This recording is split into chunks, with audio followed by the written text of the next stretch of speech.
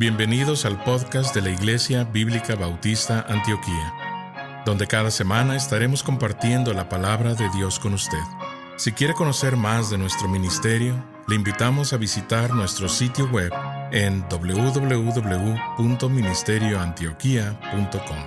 Oramos para que el Señor Jesucristo hable a su corazón por medio de este mensaje. Apocalipsis 14. La semana pasada miramos que en el cielo están cantando, mientras que en la tierra hay dificultades. Tú y yo nos preocupamos, miramos como Pedro, el mar de tempestad, y pensamos, todo va mal, ¿qué va a pasar en el mundo, en mi vida, en mi familia? Y Dios es el alfa y el omega, dice Apocalipsis, el principio y el fin. Y allí en el cielo hay alabanza, porque saben que Dios está en control. Y así nosotros debemos mirar las cosas de arriba, donde Cristo está sentado a la diestra de Dios, y entonces confiar que Él va a bendecir y Él va a arreglar todo para su gloria.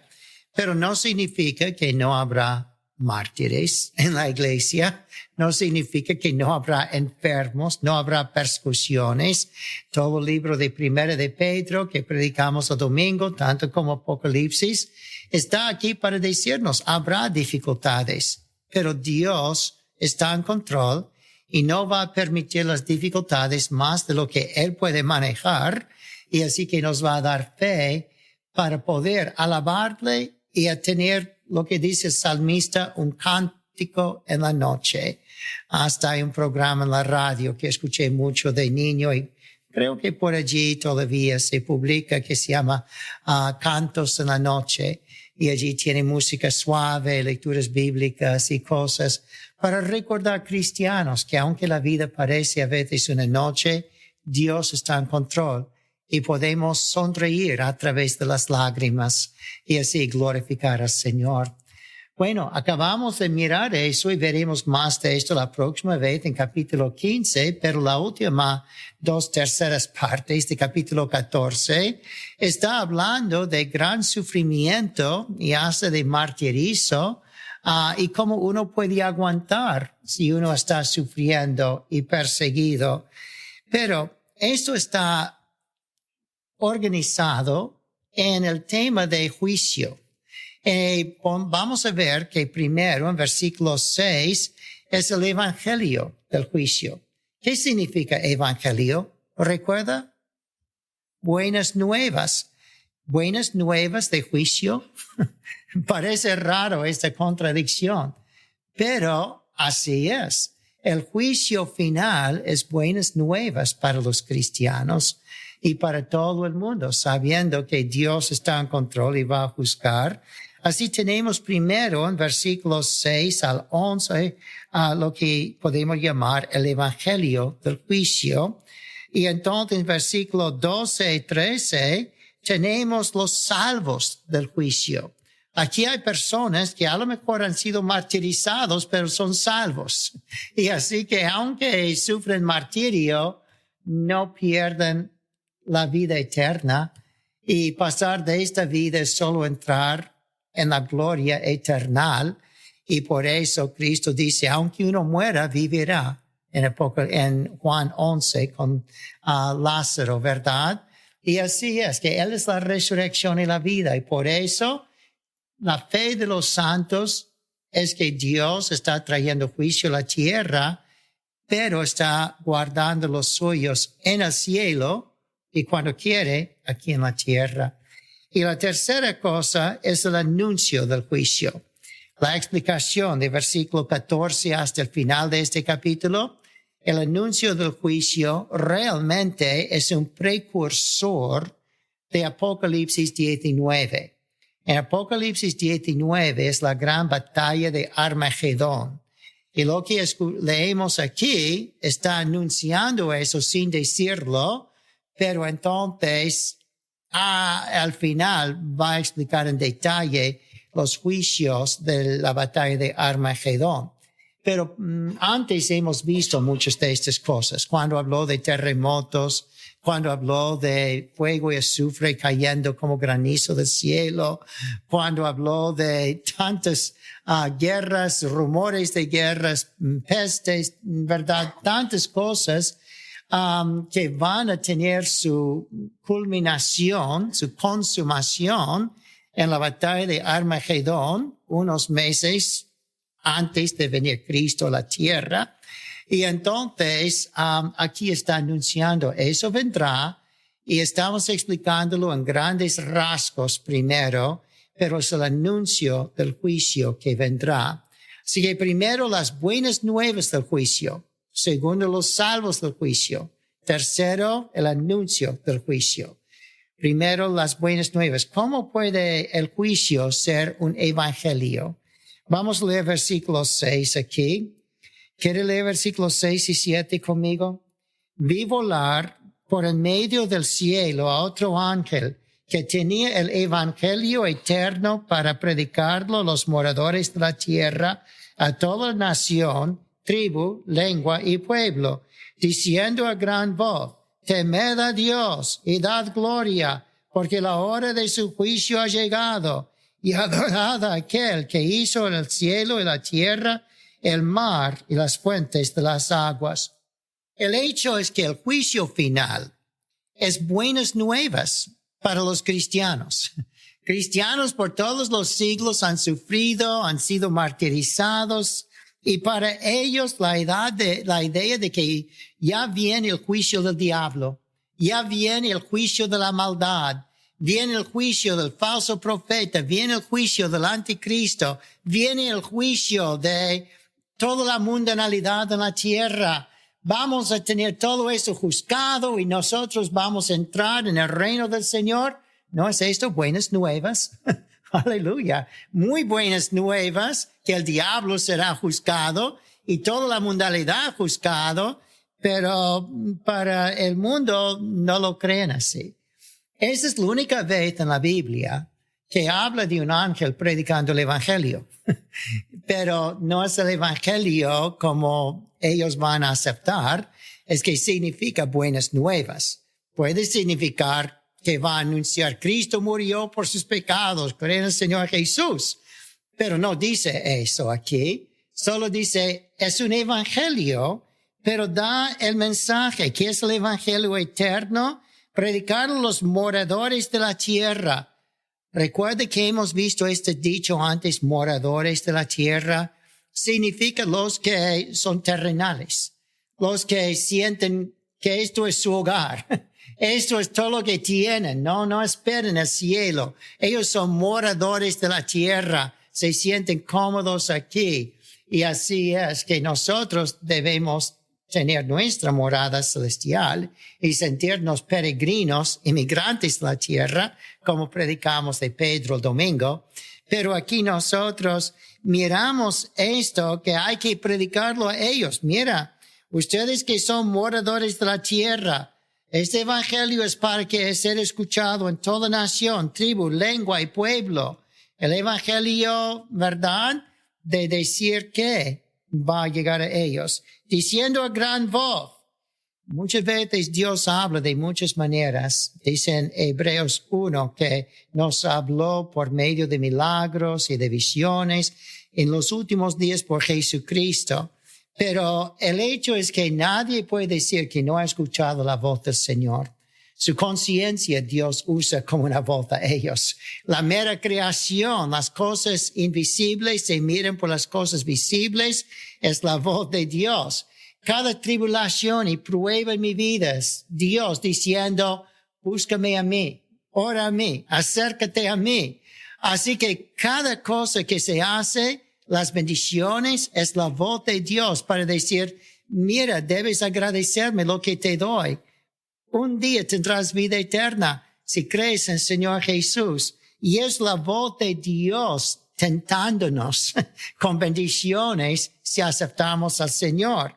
Pero diciendo a los moradores de la tierra, temed a Dios, dadle gloria, vamos a ver en capítulos 17 y 18 lo que ya se ha mencionado, que los hombres están blasfemando a Dios en medio de la gran tribulación.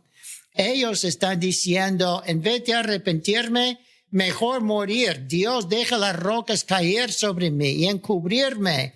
El hecho es que ellos rehúsan arrepentirse. Y así es que Él está diciendo, mira, les digo que tienen que temer a Dios y darle a Él la gloria, no al anticristo, no al dinero, no a las finanzas, no al comercio, no a la religión mundana, sino a Dios da gloria y temer. Y eso es el evangelio, porque la hora de su juicio ha llegado. Adorar a aquel que hizo el cielo, la tierra, el mar, las fuentes de las aguas. El juicio ha llegado. Vaya, ¿qué evangelio es eso? El evangelio de juicio.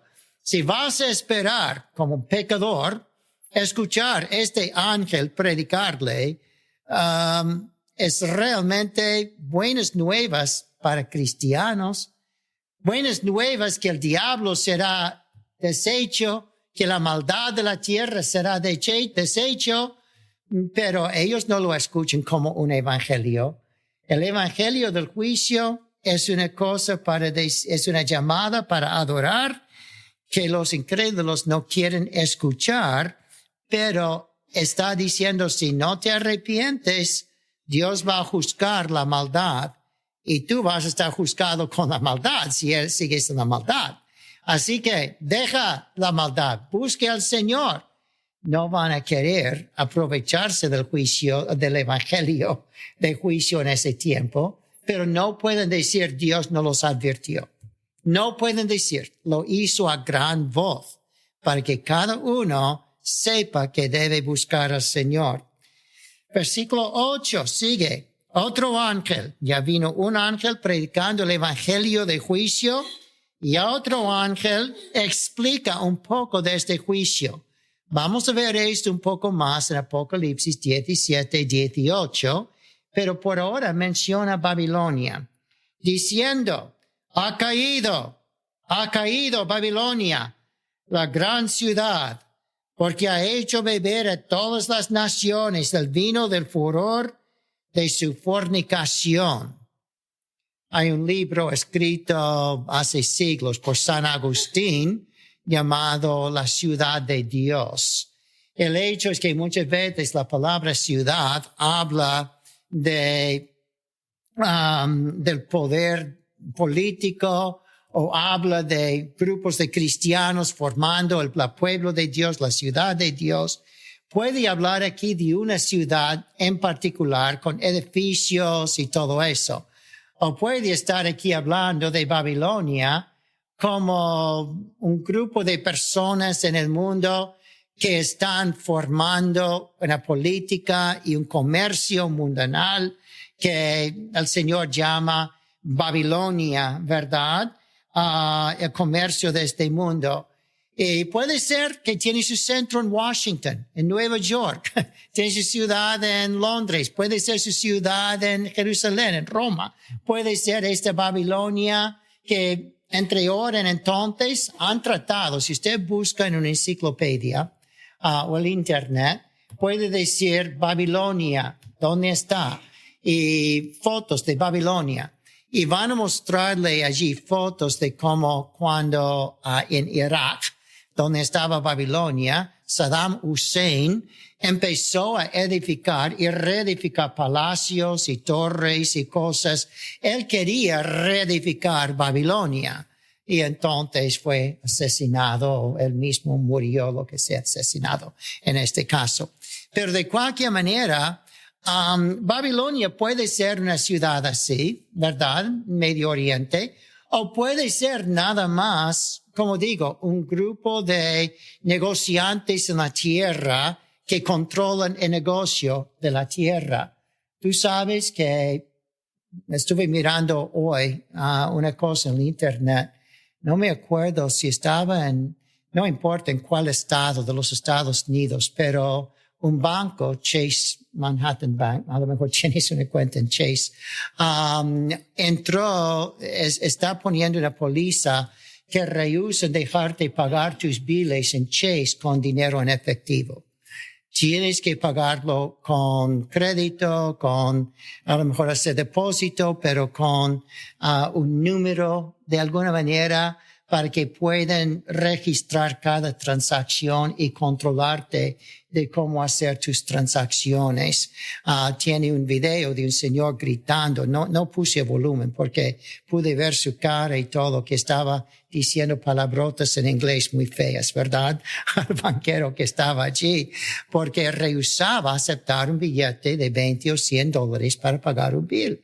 Y dice, no, aquí en el banco de Chase, en no sé si es Nueva York pero comienza un lugar y comienza con todo. Y eso de Chase va a pasar seguro a otros bancos lo mismo. Y están rehusando aceptar efectivo para que puedan controlar sabiendo exactamente cada dólar que tú recibes. Y un día van a decir, tú has retirado demasiado de tu cuenta, solo vamos a permitir que gastes tal cantidad de dinero al día. Ninguno de ustedes ha experimentado eso en Cuba o en Venezuela o nada de eso, ¿verdad? Donde limitan. Es lo que están tratando de hacer los Estados Unidos ahora. Tenemos que reconocer que esto es Babilonia. Es el control de un grupo de negociantes sobre el negocio de la tierra. Y así, eso nos hace esclavos a sus reglamentos, esclavos a su manera de manejar dinero. ¿Había alguna vez esclavitud para Israel en algún lugar llamado Babilonia? Con Nabucodonosor. Por eso llaman esto Babilonia. Está recordando judíos de su esclavitud. Y está diciendo, recuerda cuando Nabucodonosor controló las finanzas, la religión, la política. Bueno, un día habrá un conjunto de poderes internacionales que van a formar un World Bank, se llama ahora, ¿verdad?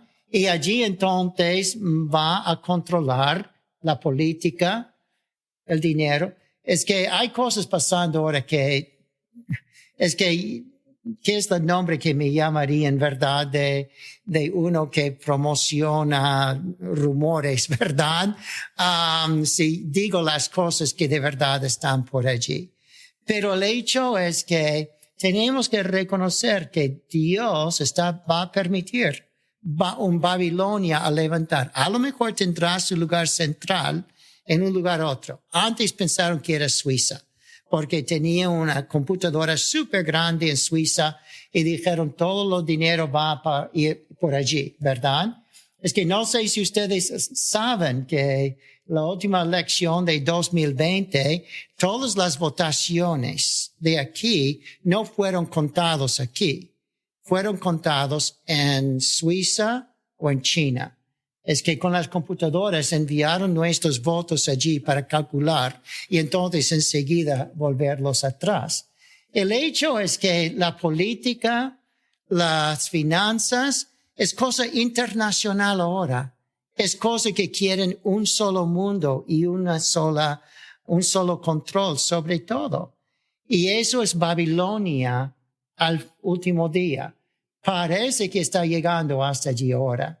Pero el hecho es que aquí está diciendo Babilonia, porque para los judíos Babilonia es su lugar de cautiverio en el Antiguo Testamento y muestra cómo nosotros estaremos cautivos a la política, comercio y religión del anticristo, que aquí dice, versículo 8, la gran ciudad que ha hecho beber a todas las naciones del vino del furor de su fornicación.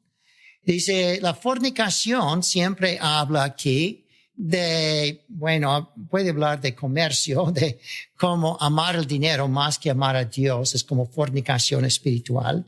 Pero muchas veces habla aquí de una gran ramera en capítulo 16 y 17 que está hablando de la iglesia mundial. Y allí entonces esa iglesia universal ecuménica, ¿verdad? Va a controlar todos y decir, tienes que adorar solo de esta manera o de otra manera, o vas a enfrentar el furor del anticristo y de los líderes mundiales. Y así encontramos aquí que el anticristo va a forzar a la gente a beber, dice aquí, del furor de su fornicación espiritual, de adorar al anticristo, adorar el comercio del mundo, la política del mundo, la religión del mundo, el anticristo, y someterse a su reino en tu vida, o dice que vas a experimentar su furor. Y así que la caída de este reino de cautiverio es cosa de evangelio, es buenas nuevas para cristianos. Eso va a pasar en la gran tribulación. Hoy posiblemente está comenzando a formar eso, pero no vamos a experimentarlo en su llenura hasta venir Cristo y nosotros desaparecemos, vamos al cielo y aquí en la tierra van a enfrentar Babilonia en todo su furor y forzarles a fornicar espiritualmente, que es adorar otros dioses. En vez de ser fiel al Dios del cielo como un esposo celestial, van a tener muchos novios de amor al dinero y amor a las religiones que el Estado pone, el amor a la política. Eso es fornicación espiritual y van a forzar a la gente a hacerlo, beber de esa fornicación, o van a beber así del furor del anticristo y ser muertos. Versículo 9. Después de ha caído Babilonia, que es un gran tema, una gran bendición, versículo 9. Y el tercer ángel lo siguió, diciendo a gran voz, si alguno adora a la bestia y su imagen, si recibe la marca en su frente o en su mano, él también beberá del vino, pero otro vino de furor. Que dice, del vino de la ira de Dios, que ha sido vaciado puro en el cáliz de su ira, y será atormentado con fuego y azufre delante de los santos ángeles y del Cordero, y el humo de su tormento sube por los siglos de los siglos, y no tienen reposo de día ni de noche los que adoran a la bestia, ni su imagen, ni nadie recibe la marca de su nombre. Tenemos que escoger el cáliz de la ira del anticristo por no servirle, o tomar la fornicación del anticristo y así evitar su furor, pero entonces tenemos que beber de la ira de Dios, el juicio de Dios, el castigo de Dios. Tienes que escoger beber lo que quiere el anticristo y entonces tener que beber la ira de Dios, o rechazar esta fornicación de meterse demasiado con comercio, política, religiones mundanas, y entonces tener el placer de Dios, pero la ira del anticristo. Tenemos que reconocer que hay dos vasos de ira aquí. La ira del anticristo, si tú no le sirves, o la ira de Dios si tú sirves al anticristo. Así que tenemos que escoger el cáliz de fornicación del mundo, mundanalidad, ser mundanos, pero entonces el cáliz de la ira de Dios, o rehusarlo y tragar el furor del anticristo, pero Dios nos guarda. El infierno fue hecho para el diablo, pero los que le sigan van a ir con él. Si quieres seguirle en la tierra, irá con él después de la tierra. Pero versículos 12 y 13 para terminar. ¿Quiere leer 12 y 13 otra vez? Aquí está la paciencia de los santos, los que guardan los mandamientos de Dios y la fe de Jesús.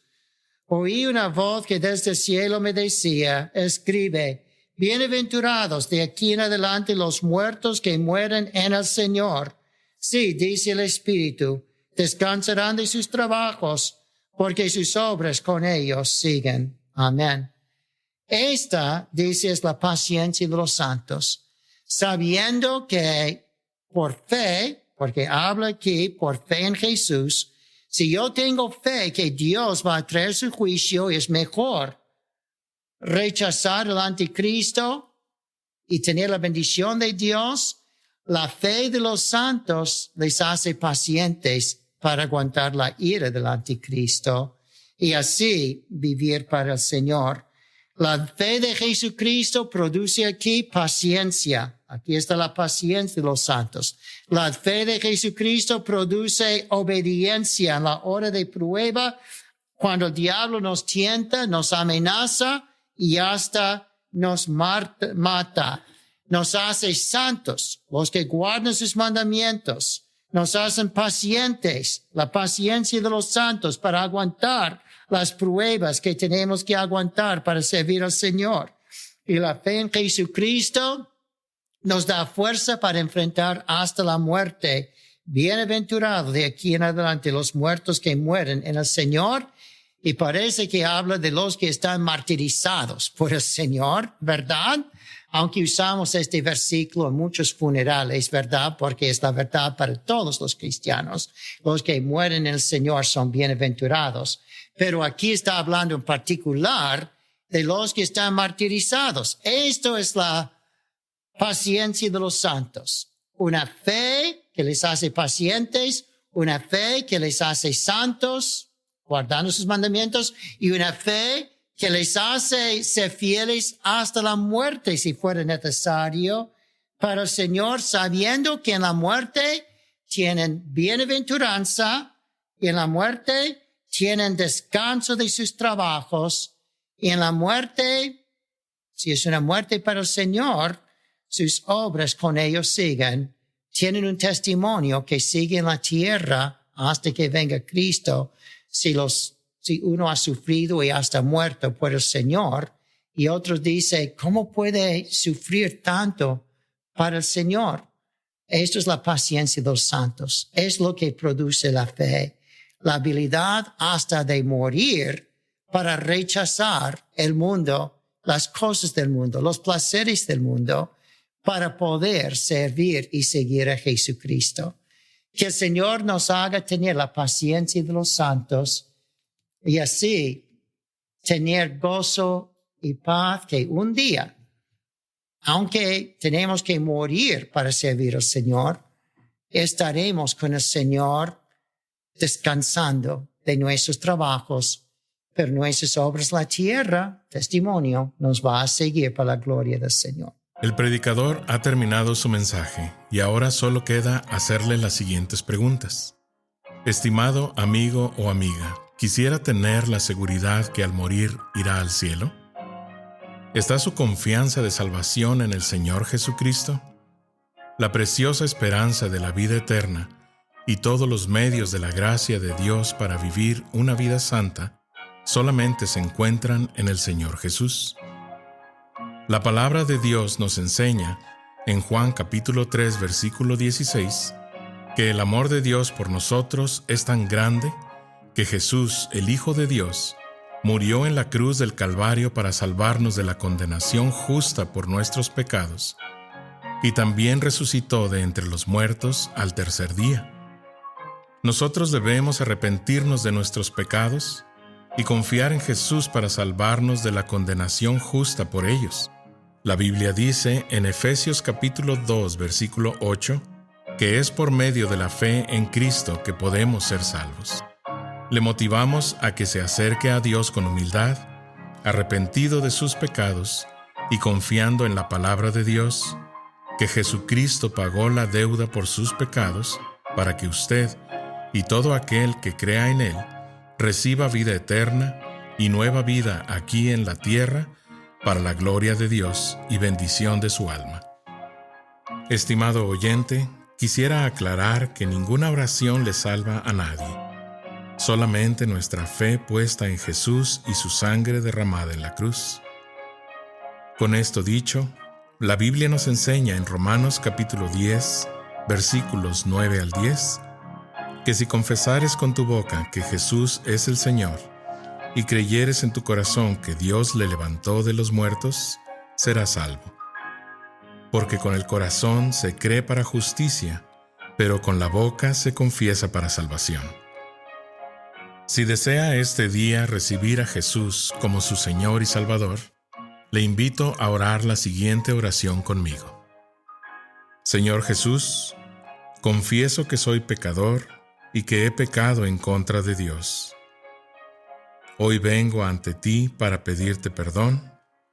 Creo que eres el Hijo de Dios, que moriste en la cruz del Calvario en mi lugar. Fuiste sepultado y resucitaste al tercer día de entre los muertos. Este día me arrepiento de mis pecados y dejo mi vida pecaminosa para seguirte a ti. Creo que eres Rey y Señor de todo lo que existe. Hoy te invito a entrar a mi corazón y a mi vida. Te pido que seas mi Señor y Salvador. En el nombre de Jesús. Amén. Gracias por sintonizarnos. Le invitamos a conectarse con nosotros en www.ministerioantioquia.com y déjenos saber sobre su declaración de fe en Jesús.